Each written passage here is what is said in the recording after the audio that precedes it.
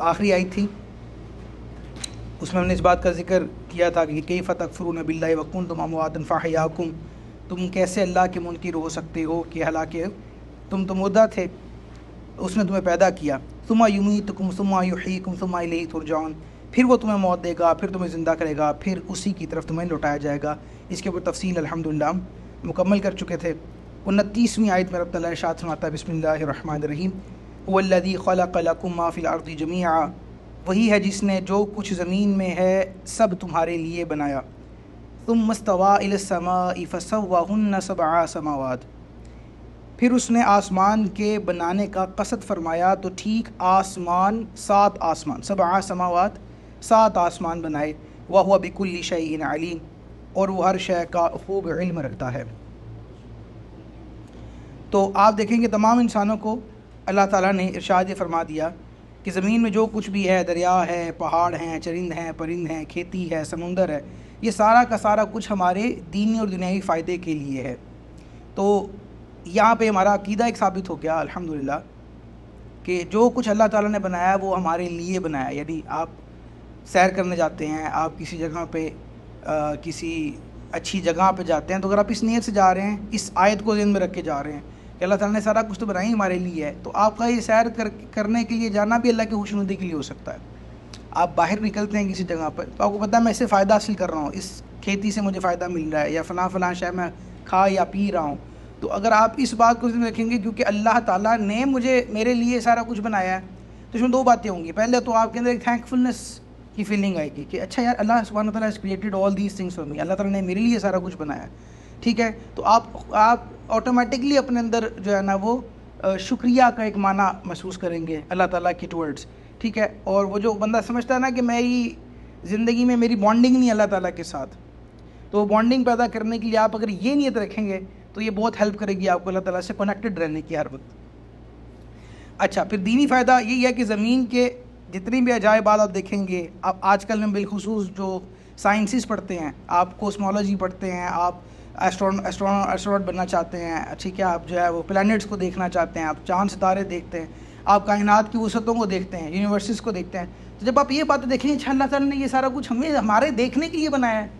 ٹھیک ہے۔ آپ صبح سے رات تک آسمانوں کا رنگ بدلتا ہوا دیکھتے ہیں، تو آپ کہتے ہیں اچھا اللہ تعالیٰ نے سب کچھ میرے لیے بنایا ہے۔ تو آپ ایک 2 طرح کی باتیں، ایک تو یہ کنیکشن، دوسرا آپ میں ایک کانفیڈنس پیدا ہونا شروع ہو جائے گا، ٹھیک ہے۔ انسان جو ایک کانفیڈنٹ ہوتا ہے نا خود، وہ کانفیڈنٹ ہونا شروع ہو جائے گا کہ اچھا یار یہ چونکہ ہے ہی میرے لیے تو آئی ول ورک آن اٹ، اب وہ کامیاب شخص بننا شروع ہو جائے گا۔ تو this is a good, very good motivational thing for you, ٹھیک ہے۔ تو اس میں قاعدہ یہ بھی معلوم ہو گیا کہ جس چیز سے اللہ تعالیٰ نے ہمیں منع نہ فرمایا ہو وہ ہمارے لیے مباح ہے۔ یہ ایک شرعی ٹرم ہے مباح ہر اس شے کو کہتے ہیں جس کا نہ ثواب ہو نہ گناہ ہو، اس کو مباح کہتے ہیں۔ تو جو چیز کے بارے میں اللہ نے قرآن نے منع نہیں کیا، یہ بات ہمیشہ یاد رکھیں، یہ ایک رول ہے، کوئی بھی چیز حرام تب ہوگی کہ اس حرام کی دلیل اللہ تعالیٰ نے قرآن میں خود بیان کر دی۔ یعنی شریعت نے جس کام سے منع کرنا تھا وہ کام لٹرلی اسٹریٹ فارورڈلی بتا دیا کہ بھی یہ کام نہیں کرنا، تو جو کام نہیں کرنا وہ حرام ہے، بالخصوص قرآن پاک میں جو بتا دیا گیا وہ نص قطعی جس کو بولتے ہیں ہم، ٹھیک ہے۔ تو جس کام سے منع نہیں کیا گیا اس کو آپ اور میں حرام نہیں کر سکتے، ٹھیک ہے۔ آپ کھانا کھاتے ہیں یہ مباح ہے، ٹھیک ہے۔ ہاں، اب as per your own intentions, جتنی آپ کی نیت اچھی ہوگی اتنا ثواب آپ کو اس نیت کے اعتبار سے مباح کو بھی ثواب کر دے گا، ٹھیک ہے۔ تو اس کی بڑی عام مثال اکثر آپ نے بزرگوں سے سنی ہوگی کہ وہ ایک گھر میں ایک شخص نے جو ہے وہ کھڑکی بنانی ہوتی ہے، بنا رہا ہوتا ہے وہ، تو اسے پوچھتا ہے کہ بھئی آپ یہ کھڑکی کس لیے بنا رہے ہیں؟ وہ کہتا ہے اسی لیے کہ بھئی روشنی آئے گی، ہوا آئے گی، ذرا گھر ہوادار رہے گا۔ تو وہ کہتا ہے کتنا ہی اچھا ہوتا کہ اگر آپ اس کے ساتھ یہ اس لیے اس کھڑکی کو بناتے کہ جو ہے وہ میں جب اس کو بناؤں گا تو اس سے جو ہے وہ اللہ تعالیٰ کی قدرت دیکھنے کے، عجائبات دیکھنے کے، مناظر دیکھنے کے مجھے مواقع ملیں گے، اذان کی آواز مجھے یہاں سے آئے گی اچھے انداز کے ساتھ۔ اب برا تو کھڑکی رہا ہے، ٹھیک ہے، لیکن اگر وہ انٹینشن نہیں ہے تو کچھ بھی نہیں، مباح ہے، ٹھیک ہے، لیکن اگر یہ انٹینشن ہے تو یہی مباح آپ کا ثواب میں بدل سکتا ہے۔ تو اس طرح کی بہت ساری چیزیں آپ ایز پر یور سچویشنز آپ اس میں دیکھ سکتے ہیں۔ اچھا، وَهُوَ بِكُلِّ شَيْءٍ عَلِيمٌ، وہ ہر شے کا خوب علم رکھنے والا ہے، یعنی کائنات کی تخلیق سے لے کر اسے وجود میں لانا اللہ تعالیٰ کی کامل علم کی دلیل ہے، کیونکہ ظاہر ہے کوئی بھی چیز بغیر نالج کو تو نہیں آتی نا، کوئی چیز بغیر نالج کو تو نہیں بنا سکتا، ٹھیک ہے؟ تو ہر چیز جو اللہ نے پیدا کی ہے یقیناً اس بات کی دلیل ہے کہ ہمارا رب جو ہے وہ ہر چیز کا علم رکھنے والا ہے، اس کو ہر چیز کی معرفت پتہ ہے، ٹھیک ہے؟ پھر آپ دیکھیں کہ بالخصوص انسان کو دیکھیں، کبھی آپ امیز ہوں گے کہ اتنی اللہ نے مخلوق بنائی ہے، کس کی عقل کو آف رکھنا ہے اور کس کی عقل کو اتنا کمال بنا دینا ہے کہ وہ مارس تک بھی جا رہا ہے آج۔ آپ دیکھیں کہ ہے تو ساری کریچر، سبھی کے پاس دماغ ہے، لیکن یہ کنٹرول کس کے پاس ہے؟ کہ اللہ پاک نے ہمیں اتنا جینیس بنا دیا کہ ہم کچھ بھی بنا لیتے ہیں، ہم کمیونیکیشنز کہاں سے کہاں تک کر لیتے ہیں، ہم کتنے سفر کر لیتے ہیں، ہم زمین کہاں تک گہرائیوں تک چلے جاتے ہیں۔ یہ اللہ تعالیٰ نے ہمیں شعور عطا کیا ہے، تو وہ شعور جو اللہ جس بندے کو شعور دے رہا ہے، وہی بندہ اگر اس کا انکار کر رہا ہے تو اس بندے کے اوپر ہنسنے کی ضرورت ہے، توف کرنے کی ضرورت ہے۔ الحاد آج کل ایتھیزم بہت زیادہ عام ہے، ٹھیک ہے؟ تو وہ آپ دیکھیں گے کہ اس طرح کی بات کرنے والے کے اوپر ہم ہنسیں گے اور کہیں گے دیکھو اللہ نے قرآن، یہ آپ کے لیے بڑی اچھی دلیل ہے اس حوالے سے۔ کوئی ایتھیسٹ سامنے آ جائے تو آپ اس سے بات کریں گے، آپ اسے کہیں گے بھئی یہ ہاؤ کین یو ڈو، آپ نے یہ جو سوچی ہے بات کس طرح آپ کے ذہن میں آئی ہے؟ کہ یہ خود سے آ گئی، تو میں کہ اگر خود سے ہی آنی ہوتی تو پھر باقی کسی جاندار میں کیوں نہیں آئی؟ ڈارون کی تھیوری جو بہت عام ہے، لوگ کہتے ہیں جی بندروں کی نسلوں سے، بندر جو ہے نا وہ اس نے ایولیوشن کیا اور پھر وہ انسان بنا، یا اور اس طرح کی ڈیفرنٹ تھیوریز ہیں، ٹھیک ہے؟ تو ہم کہیں گے کہ انسان کے علاوہ باقی لوگ اتنے کمال کیوں نہیں ہو سکے؟ پھر دماغ تو ان کے اندر بھی ہے، لیکن ایسا نہیں ہو سکا۔ اس کا مطلب ہے کہ there is someone who is controlling everything، اور وہی اللہ تعالیٰ ہے، ٹھیک ہے؟ تو یہ ایک بات اس کے اندر۔ اچھا، پھر آگے 30ویں آیت میں رب تعالیٰ ارشاد فرماتا ہے وَإِذْ قَالَ رَبُّكَ لِلْمَلَائِكَةِ إِنِّي جَاعِلٌ فِي الْأَرْضِ خَلِيفَةً، بڑی اہم آیت ہے۔ اور یاد کرو جب تمہارے رب نے فرشتوں سے فرمایا میں زمین میں اپنا نائب بنانے والا ہوں، ٹھیک ہے؟ قَالُوا وَتَجْعَلُ فِيهَا مَن يُفْسِدُ فِيهَا وَيَسْفِكُ الدِّمَاءَ، تو انہوں نے عرض کیا کیا تو زمین میں اسے نائب بنائے گا جو اس میں فساد پھیلائے گا اور خون بہائے گا؟ وَنَحْنُ نُسَبِّحُ بِحَمْدِكَ وَنُقَدِّسُ لَكَ، اور ہم تیری حمد کرتے ہوئے تیری تسبیح بیان کرتے ہیں، تیری پاکی بیان کرنے والے ہیں۔ قَالَ إِنِّي أَعْلَمُ مَا لَا تَعْلَمُونَ، تو فرمایا بے شک میں وہ جانتا ہوں جو تم نہیں جانتے۔ یہ اصل میں ڈائلاگ ہے between Angeles and Allah Almighty, ٹھیک ہے؟ اللہ تعالیٰ اور فرشتوں کے درمیان میں مکالمہ ہوا تھا، ڈائلاگ ہوا تھا، یہ اس کی بات کی جا رہی ہے۔ فرماتا ہے اللہ تعالیٰ کہ جب سیدنا آدم علیہ السلام اور ان کی تخلیق کے حوالے سے جب بات شروع ہوئی تو اللہ نے فرشتوں سے فرمایا کہ میں زمین میں اپنا خلیفہ بناؤں گا۔ یہ اپنے آپ میں ایک بہت بڑی بات ہے کہ اللہ تعالیٰ نے اتنی عزت اور اتنا مقام اور اتنا سٹیٹس انسان ہی کو دیا ہے، ٹھیک ہے؟ اور یہاں پہ ایک اور بات بھی سمجھ میں آتی ہے کہ علماء کرام نے یہ بات فرمائی ہے کہ جو فرشتے تھے ان فرشتوں نے یہ بات کیوں کہی کہ اے اللہ تو ان لوگوں کو پیدا کرے گا جو زمین میں فساد کریں گے اور جو ہے وہ اس طرح کی چیزیں خون بہائیں گے۔ تو اس کے بارے میں کچھ علماء کرام نے یہ بات لکھی ہے، مفسرین کرام نے، کہ اصل بات یہ ہے کہ انسان سے پہلے بھی کچھ مخلوق دنیا میں موجود تھے، انسان سب سے پہلے زمین پہ نہیں تھے، انسان سے پہلے بھی کوئی مخلوق تھی۔ اب اس کے بارے میں مختلف تھیوریز ہیں، کیونکہ ظاہر ہے انہوں نے وہ سب کچھ دیکھا تھا اور وہ سب کچھ دیکھنے کی وجہ سے ان کو پتہ تھا کہ یہ کام ہوتا ہے اور یہ کام ہوا ہے، تو انہوں نے کہا یا اللہ کریم یہ اتنا کچھ جو ہوا ہے، خرابی ہوئی ہے، تو ہم جو ہے وہ تیری تو تسبیح کرنے والے ہیں، ہم تو امن والے ہیں، ہم تو ایسی کوئی بات نہیں کریں گے، تو اللہ تو ایسا وہ کیوں بنائے گا؟ تو انہوں نے اس تجربے کی بنیاد پر یہ بات کہی تھی۔ ظاہر ہے خود سے تو کوئی بات علم نہیں تھا نا، ٹھیک ہے؟ یہ ہم نے قرآن پاک ہی میں پڑھا ہے کہ یفعلون ما یؤمرون، وہی کرتے ہیں جن کا انہیں حکم دیا جاتا ہے۔ تو انہوں نے جو یہ بات کہی وہ کیوں کہی؟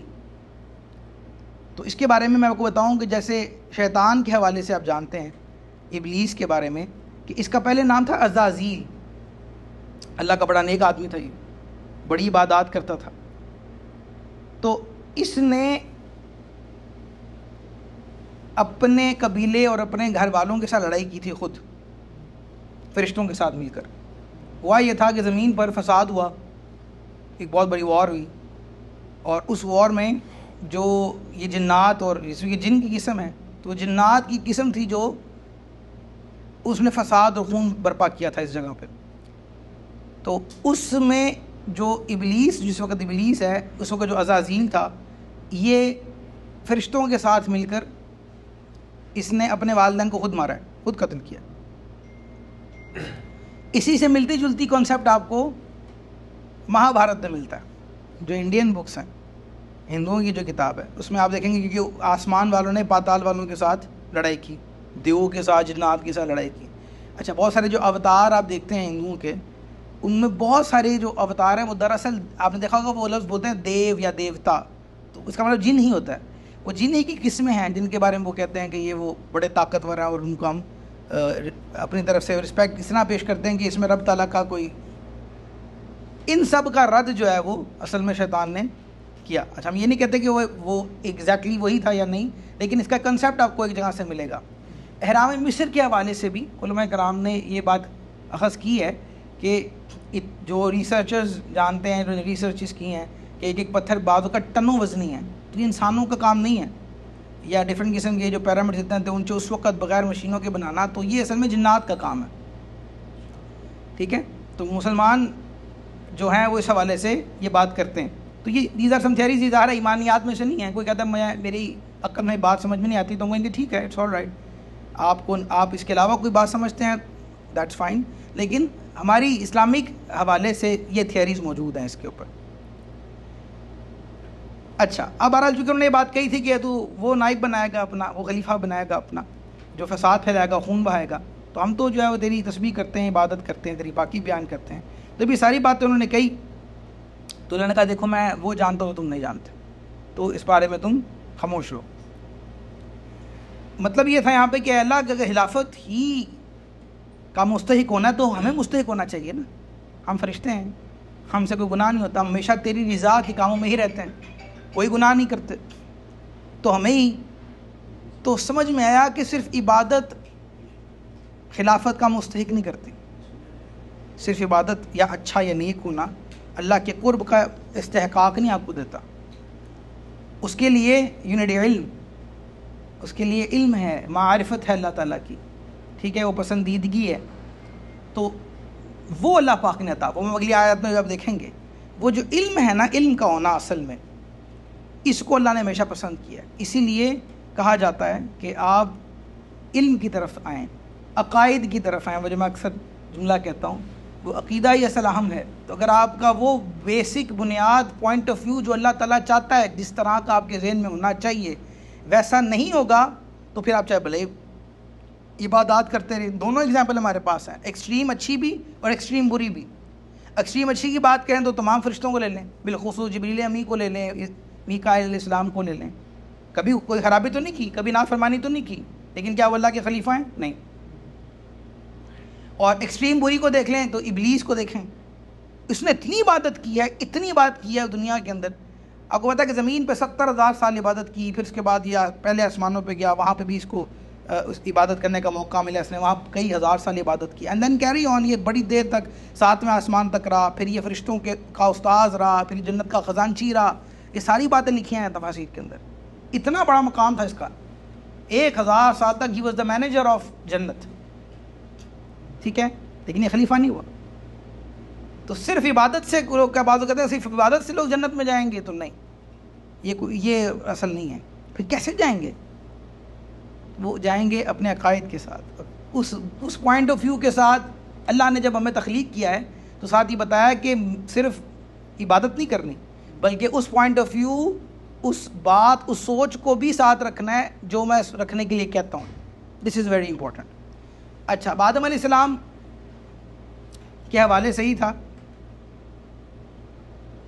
انہیں تخلیق کیا اور انہیں تمام چیزوں کے نام سکھائے. ہم ابھی آگے تھوڑا سا آگے بڑھیں گے تو اس میں آپ آیت خود سنیں گے, ٹھیک ہے. وَعَلَّمَ آدَمَ الْأَسْمَاءَ, اللہ تعالیٰ قرآن میں ارشاد فرماتا ہے, اور ہم نے سکھایا آدم علیہ السلام کو اسماء یعنی نالج آف نیمز, ناموں کا علم سکھایا. اب ناموں کا علم کیا ہوتا ہے؟ یہاں پہ بھی بہت سارے لوگ کنفیوز ہو جاتے ہیں، انہیں بات کلیئر نہیں ہو پاتی کہ پڑھ تو لیا ہے، کئی دفعہ سنا ہوگا، کئی دفعہ پڑھا ہوگا، لیکن مطلب کیا ہے اس کا؟ کیا فرشتوں کو نہیں پتا تھا یہ آسمان ہے، یہ زمین ہے، یہ جنت ہے، یہ دوزخ ہے، اور یہ جناب جو ہے وہ حاملین عرش ہیں، یہ فلاں فلاں فرشتے ہیں؟ نام تو سارے آتے تھے انہیں، تو پھر وہ حیران کس بات پہ ہوئے؟ کس بات نے ان کو امیز کیا؟ کس بات نے ان کو رسپیکٹ کرنے کے لیے مجبور کیا آدم علیہ السلام کے؟ اس میں دو بڑی باتیں ہیں، یاد رکھیے گا، علم دو چیزوں کے ساتھ ہوتا ہے، ایک ہوتا ہے کسی چیز کو صرف جاننا، ایک ہوتا ہے کسی چیز کو جاننا بھی اور اس کو پہچاننا بھی، اس کی پوری معرفت کہ وہ کام کیسے کرتی ہے، اس کی ڈیٹیلز کیا ہیں، اس کی یعنی اس کی ان ڈیپتھ جو ساری چیزیں ہوتی ہیں، ان تمام باتوں کو جاننا اور سمجھنا، اس بات کو کہتے ہیں اصل ان ڈیپتھ علم۔ وہ ان ڈیپتھ علم کا ہونا، دیٹ از جو آدم علیہ السلام کو عطا ہوا۔ Somewhat, I already confused about when I read in the Quran in Surah Al-Aqlaq, there was saying اگر سو آسمان اور فرشتے نکل سکتے ہو تو نکل جاؤ۔ I will let you know انشاءاللہ، میں بالکل بتاتا ہوں اس بار، ٹھیک ہے؟ اب ہوا یہ کہ جب آدم علیہ الصلوۃ والسلام کو اللہ نے جو علم عطا کیا، اس میں دو سب سے اہم باتیں ہیں۔ ایک بات یہ ہے کہ آدم علیہ السلام کے بارے میں کہا جاتا ہے کہ آپ کو دنیا میں جتنی بھی بولے جانے والی زبانیں قیامت تک ہوں گی جو آپ کی پروجنی کے اندر آنی تھی، وہ آپ کو پہلے سے اللہ پاک نے سکھا دی۔ اب ہر چیز کا جو نام ہے آپ کو ہر لینگویج میں آتا تھا، تو یہ ایک سپیریٹی ہوئی۔ پھر یہاں تک کافی نہیں ہوا، اب جتنی بھی اشیاء، جس کو ہم چیز، جس کو ہم ناؤن کہتے ہیں، ٹھیک ہے، انگلش ٹیچرس ماشاء اللہ بیٹھے ہیں، ان کو پتہ ہے کہ ناؤن کی ڈیفینیشن یہ ہے کہ ایوری نیم، پلیس اور پرسن، ٹھیک ہے، بلکہ کوئی چیز انونیمس بھی ہے جس کا کوئی نام نہیں، وہ بھی ناؤن ہی ہے دراصل، تو ہر چیز ناؤن ہے، every thing is actually known. تو ہر چیز کی معرفت ہر زبان کے اندر، اور تا قیامت جو جو چیزیں آنی ہیں ان کے نام اور ان کی صفات اور اسماء، یہ آدم علیہ السلام کو اللہ پاک نے پہلے عطا فرما دی، کیونکہ ان میں سے اس پروجنی میں سے آنا نا سارا کچھ۔ سائنٹیفکلی یہ بات بھی آپ سمجھیں کہ ہم لوگ اس بات کو جانتے ہیں سائنس کی وجہ سے کہ ہم جو کچھ لیتے ہیں علم اور معرفت اور عادات اور چیزیں، وہ ڈی این اے کے ذریعے سے ہم میں کنورٹ ہوتی ہی آتی ہیں، تو جو ہمارے اندر شعور پیدا ہوتا ہے ان تمام چیزوں کا، that is the main core reason of it, کے پیچھے سے ہمیں ملتا آ رہا ہے، ٹھیک ہے، میچ ہوگی یہ بات یہاں پہ۔ تو یہ وہ بات تھی جس نے فرشتوں کو اسٹاؤنڈڈ کر دیا، ان کو جو ہے نا وہ حیران کیا کہ اچھا اب جو ہے اس بات پہ ان کو پتہ چلا کہ یہ ہم سے افضل و اعلیٰ ہے۔ تو سمجھ میں آ گیا کوئی علم الآدم الاسماء کا اصل معنی جو اس حوالے سے ذکر کیا گیا۔ تو بہرحال وہ سوال کرتے ہیں، آدم علیہ السلام کو جواب دیتے، ٹھیک ہے، تو اب ان کو پتہ چلا کہ اچھا واقعی یہ ہیں خلیفہ اللہ تعالیٰ کی، یہ وجہ کہ ہم اس خلافت کے مستحق نہیں ہوئے، اور یہ دراصل جو ہے وہ ہم اس کے حوالے سے۔ اچھا یہاں پہ انہوں نے ایک سوال پوچھا کہ ہم اس اسپیسیفک اس جگہ سے باہر نہیں، تو اس کا مطلب یہ ہے کہ یہاں پہ بات سمجھ میں آ گئی کہ اسپیسز پہ جانے کی بھی ایک حد ہے، ٹھیک ہے، یو کین سے ایک حد ہے، اور اس حد سے باہر ہم لوگ باہر نہیں نکل سکتے۔ اس پہ کئی تھیوریز آئی ہیں، جیسے کچھ لوگ بہت جو ایکسٹریم ہیں وہ یہ کہتے ہیں کہ ہم اسپیس میں جا ہی نہیں سکتے، جو باتیں کرتے ہیں اسپیس کی وہ کبھی بھی کوئی کلیئر ویڈیو، کوئی کلیئر ثبوت نہیں پیش کر سکے۔ ہمیں امیجز تو آتی ہیں اور ہمیں سارا کچھ آتا ہے، لیکن ہمیں وہ باتیں کلیئر نہیں ہیں، تو اس لیے we are not buying it at all. کیوں؟ کیونکہ وہی والی آیت پڑھتے ہیں جو آپ نے کہی، کیونکہ اللہ نے قرآن میں کہا you can not cross these things, ٹھیک ہے۔ کچھ کہتے ہیں کہ ایسا نہیں ہے، ود مشینز میں بی اٹ کین ہیپن۔ ہم اڑو بھی تو نہیں سکتے تھے نا کبھی، لیکن آج ہم جہاز میں جا رہے ہیں اور یہ چیزوں کو دیکھ رہے ہیں، تو ہاں اپنی اس باڈی کے ساتھ اگر ہم کوشش کریں گے اس کو کراس کرنے کی تو وی کین ناٹ۔ ایک اور اس میں جو ان بٹوین علماء کرام نے جو اچھی بات کی ہے، جو میرا خیال ہم سب کو اگری کرنی چاہیے، وہ یہ ہے کہ ہم ابھی جتنا بھی اوپر چلے جائیں ہم پہلے آسمان کو کراس نہیں کر سکتے، یعنی جو آسمان اسکائی جو ہم دیکھتے ہیں ابھی، یہ بات آج سب بچے تو خاص طور پہ جانتے ہیں، بڑے کم جانتے ہیں کہ آسمان کا جو رنگ ہے وہ نیلا نہیں ہے، یہ جو بلو کلر آپ آسمان کا دیکھتے ہیں that is not actually the colour of it, ٹھیک ہے، وہ ایک شیڈ ہے جو آپ کو اس پہ نظر آتا ہے۔ آپ جیسے ہی اسے باہر نکلیں گے، اس ہیمسفیئر سے تھوڑا سا باہر کو جائیں گے، تو آپ کو نظر آئے گا کہ دراصل یہ کلر لیس ہے، ٹرانسپیرنٹ ہے اور اندھیرا ہے. تو یہ کوئی پہلا آسمان نہیں ہے جو آپ دیکھتے ہیں، پہلا آسمان وہی ہے، لیکن وہاں تک کسی کی رسائی نہیں. تو that is actually the meaning of it. اس کے اوپر سب کا اتفاق ہے، ٹھیک ہے، کہ اگر آپ جتنا بھی کوشش کر لیں گے you can not cross this specific boundary. تو یہ تو اس کے 7 میں سے ایک ہے، تو ہم تو اتنی بھی طاقت نہیں رکھتے کہ اس کو کراس کر سکیں. That is the answer of it. ٹھیک ہے، تو اس میں پھر جنات اور انسان دونوں کو کہا گیا ہے. جنات بھی ان کے لیے دروازے بند کر دیے گئے، پہلے یہ چلے جاتے تھے اور جنت والوں سے ان کی باتیں سن لیا کرتے تھے. تو اسلامکلی جب ستارہ ٹوٹتا ہے، ٹھیک ہے، شہاب ثاقب جو جس کو بولتے ہیں، میٹیور جس کو بولتے ہیں، تو یہ ٹوٹنے کی وجہ اسلامکلی یہ ہوتی ہے کہ اللہ قرآن میں فرماتا ہے وہ اس لیے ہوتی ہے کہ یہ جب کراس کرنے کی کوشش کرتے ہیں جو جنات ہوتے ہیں، تو فرشتے ان کو وہ پتھر مارتے ہیں، تو وہ جب لگتا ہے ان کا دیکھو کہ بیچ میں غائب ہو جاتا ہے نا. So it means it's somewhere it goes, کہیں ٹچ کرتا ہے، تو ہم تو یہ کہتے ہیں کہ وہ پگھل جاتا ہے یا ٹوٹ جاتا ہے یا ہوا میں ہی. تو ایسا نہیں ہے، وہ یہ کہا جاتا ہے کہ یہ اسپیسیفکلی ان شیاطین کو مارا جاتا ہے تاکہ وہ اس باؤنڈری کو کراس نہ کر سکیں. ٹھیک ہے، تو پہلے یہ اجازت تھی، بعد میں پھر اس کو ختم کر دیا گیا. اور جو جادوگر جادو کرتے ہیں وہ کچھ مخصوص راتیں ہوتی ہیں جس کے اندر یہ کام کرتے ہیں بالخصوص، تو اس میں بھی پھر آپ دیکھیں گے. اب تو آپ جو سائنس کو سمجھنے والے ان کو پتہ ہے کہ میٹیور رین ہوتی ہے باقاعدہ کچھ مخصوص راتوں کے اندر. تو وہ میٹیور رین کا نظارہ کرنا ہو تو آپ کبھی گوگل کریں گے تو آپ کو ایسٹرونومیکل کیلنڈرز ملتے ہیں گوگل کے اوپر ہی، آپ وہ سرچ کریں، وہاں پہ آپ کو وہ ڈیٹس مل جائیں گی. تو ان مخصوص راتوں میں آپ کو زیادہ عام دنوں سے زیادہ جو ہے نا وہ دیکھیں گے کہ یہ چیزیں ہوتی ہیں. تو عموماً وہ ہوتی ہیں جو بلیک اماوس کی راتیں جس کو بولتے ہیں آپ، عموماً یہ والی راتیں، کیونکہ ان میں جادو زیادہ ہوتا ہے. یہ جادوگر کیا کرتے ہیں کہ جنات کو، شیاطین کو بھیجتے ہیں اور فیوچر کی باتیں معلوم کرنے کی کوشش کرتے ہیں. چونکہ انہیں جن کو خود سے کوئی علم نہیں ہے غیب کا، تو یہ کیا کرتا ہے کہ یہ کہیں نہ کسی چوری کرتے ہیں، کہیں نہ کسی سے پتہ کرتے ہیں، کہیں نہ کسی سے سنتے ہیں، پھر آگے اپنے وہ مالکوں کو بتاتے ہیں، تو پھر وہ اس کو مینیپولیٹ کرتے ہیں. اچھا، پھر کائنی جاعل فی الارض خلیفہ، تو میں زمین اپنا نائب بنانے والا ہوں. اب یہاں پہ خلیفہ کے اوپر تھوڑی سی گفتگو کر لیتے ہیں. خلیفہ کیا ہے؟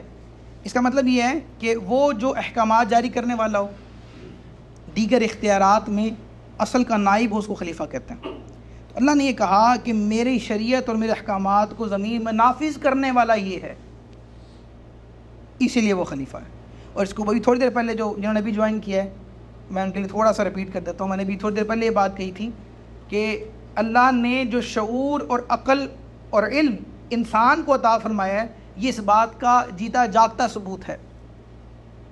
پوری مخلوق کے اندر کوئی یہ عقل تو نہیں رکھتا، کوئی بھی اتنا شعور، اتنا علم تو نہیں رکھتا جیسا ہم آج تک رکھتے ہیں.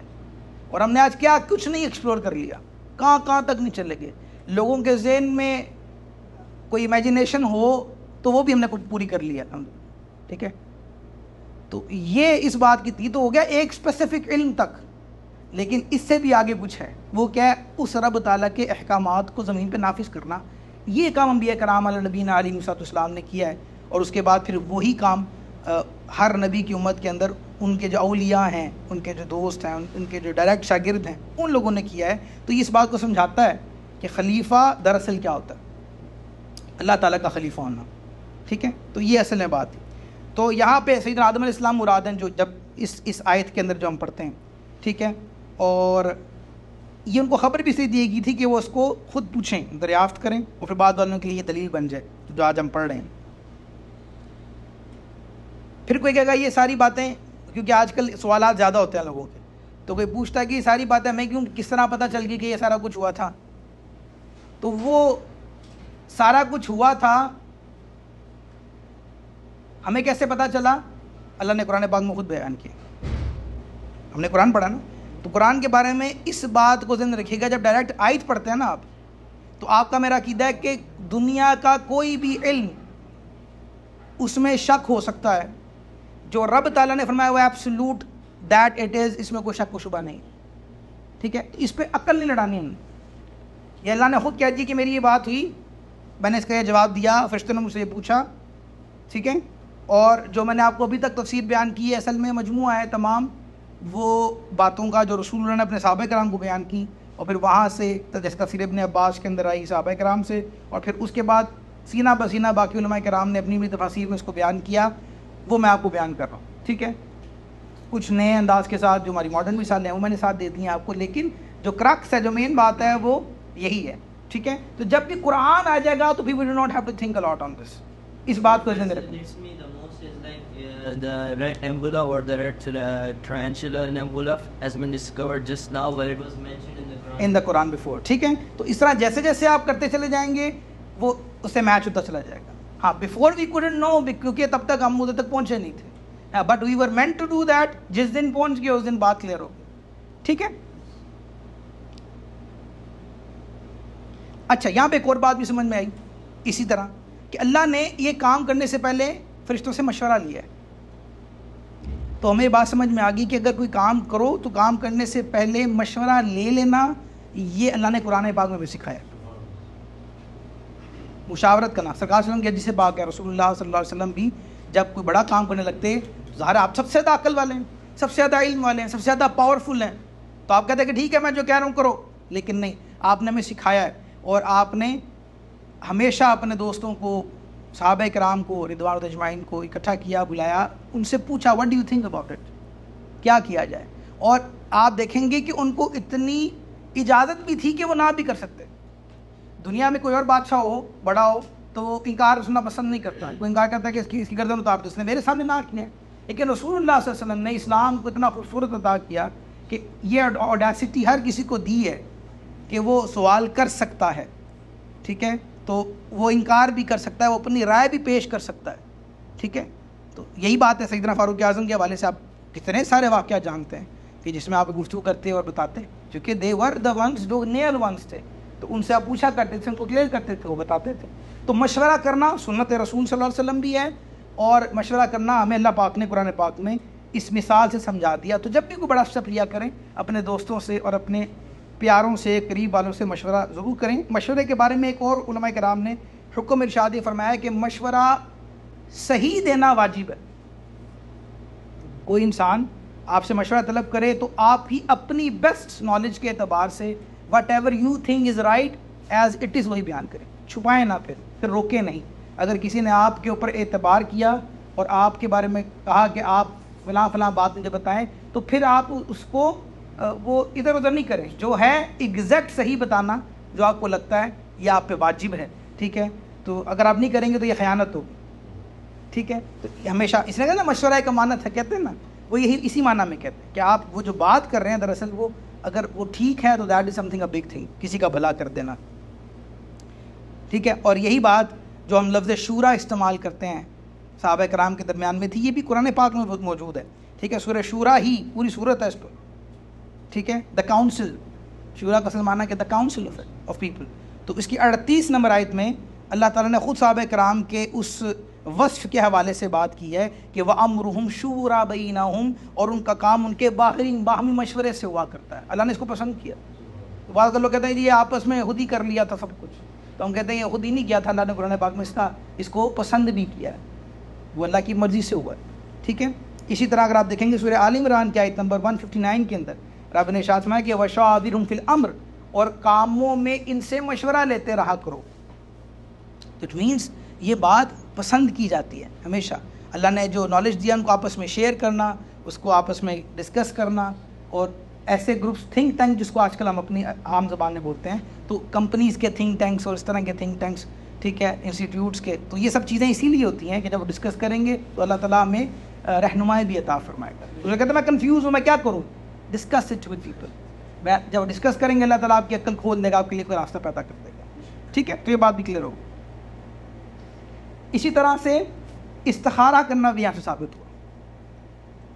سیدنا انس بن مالک رضی اللہ تعالیٰ عنہ سے ایک روایت ہے، یہ معجم الاوسط کے اندر، تو اس میں نبی کریم صلی اللہ علیہ وسلم نے فرمایا کہ جس نے استخارہ کیا وہ نامراد نہیں ہوگا، اور جس نے مشورہ کیا وہ نادم نہیں ہوگا، اور جس نے میانہ روی کی وہ کنگال نہیں ہوگا، ٹھیک ہے. تو مشورہ ہی ہے دراصل استخارہ بھی اللہ تعالیٰ سے. لیکن اس کے لیے میں ہمیشہ بات کرتا ہوں، ہمارے استادوں نے، ہمارے علماء کرام نے یہ بات سکھائی ہے کہ استخارات کرو، عاملین سے کرواؤ نہیں. ٹھیک ہے، لوگ بعضوں کا سارا کچھ دے دیتے ہیں دوسروں کو کہ آپ ہی کریں اور آپ ہی جو بتائیں، وہ اچھا صحیح بتائے غلط بتائے، نہیں، یہ ایک مشورہ تھا. یعنی آپ جب اس دعا پڑھتے ہیں اس استخارے کی، اس میں بھی یہ بات کرتے ہیں کہ اللہ تعالیٰ میں فلاں فلاں کام میں پھنس گیا ہوں، تو میری فلاں چیز پہ رہنمائی فرما دے. اب اس میں بہت ساری ایسی باتیں ہوتی ہیں کہ انسان کنفیوز ہی رہتا ہے. جیسے مثال کے طور پہ آپ نے سنا ہوگا کہ جی وہ سوئے گا تو کوئی چیز نظر آئے گی، اسپیسیفک رنگ نظر آئے گا تو ہاں ہے، اسپیسیفک رنگ نظر نہیں آئے گا تو نہ ہے. یہ ایسا کچھ نہیں ہے. آپ نے اللہ سے یہی دعا مانگی ہے استخارے کی دعا کے اندر کہ اللہ جو میں کرنا چاہتا ہوں اس چیز کے لیے مجھے کلیئر کر دے. تو استخارے کی جو اصل جو آپ کے پاس نشانی نظر آئے گی، آپ کا دل فلاں ایک چیز کے اوپر مطمئن ہو جائے گا. اگر مطمئن ہو گیا دیٹ از فائن. یہ خواب کا آنا شرط نہیں ہے، ایک بات. دوسری بات، صحابہ کرام خود کیا کرتے تھے، کروایا نہیں کرتے تھے. تو آپ کوشش کیا کریں خود کیا کریں. یہ کوئی برا کوئی جادوئی کام نہیں ہے. لوگ پتہ نہیں اس کو کچھ اور سمجھتے ہیں، ڈرتے ہیں بعض اوقات. اسپیسیفکلی میں نے دیکھا، میں کوئی آپ سکارا کر لیں، نہیں ہم تو نہیں، ہم آپ ہی کیا کریں، ہم تو نیک لوگ ہیں. میں کہ نیک لوگوں کا ذکر نہیں ہے یہاں پہ، استخارہ تو یہ چیزیں ہمارے اندر عجیب و غریب آ چکی ہیں نا، جہالت آ گئی ہے. تو اس چکر میں نہیں پڑھنا، آپ استخارہ کریں اور اس میں یہ بات آپ کو کلیئر ہو جائے گی. پھر تیسرا مسئلہ یہ بھی ہے کہ استخارہ کبھی پتھر پہ لکیر نہیں ہے. لوگ رشتوں کو تباہ کر دیتے ہیں استخارے کر کے بعض اوقات. ٹھیک ہے، اچھا وہ پسند ہے، معاملہ سب ٹھیک ٹھاک ہے، سب کلیئر ہے، کسی نے کہہ دیا جی استخارے میں نہ آئی تھی، چلو جی بس. تو جب بعض اوقات ہاں بھی آئی ہوئی تھی تو بعد میں طلاق ہو جاتی ہے ایک ہفتے کے بعد. اب کیا کرو گے؟ اللہ پہ الزام لگاؤ گے معاذ اللہ؟ نہیں، ہماری اپنی انڈرسٹینڈنگ میں ایشوز ہو سکتے ہیں. تو کبھی بھی یہ چکر میں نہیں. ہاں آپ بس یہ غور کیا کریں جو کرنے والا ہے اس کو اطمینان کس بات پہ ہے، اللہ تعالیٰ اس میں آپ کو ہیلپ آؤٹ کرے گا. تو یہ کلیئر ویو ہے استخارے کے حوالے سے. فرشتوں نے کہا تھا کہ یہ جو ان کو کہا گیا تھا کہ میں وہ کچھ جانتا ہوں جو تم نہیں جانتے، تو اس میں یہ کہا تھا مطلب کہ میں بہت ساری حکمتیں جانتا ہوں جو آہستہ آہستہ تم لوگوں پہ کھلیں گی. تو آپ سب جانتے ہی ہیں پھر جب انبیاء کرام علیہ السلام آئے اور ان کے ساتھ جو معاملات گزرے، وہ ایک لمبی بات ہے. 31ویں آیت.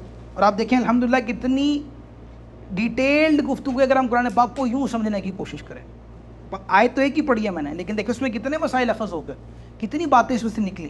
تو اس طرح غور و فکر کے ساتھ اس میں قرآن پاک پڑھنا اللہ تعالیٰ میں توفیق دیتا رہے. آپ لوگ آتے رہیں گے تو ہم اس طرح ایکسپلور کرتے رہیں گے انشاءاللہ.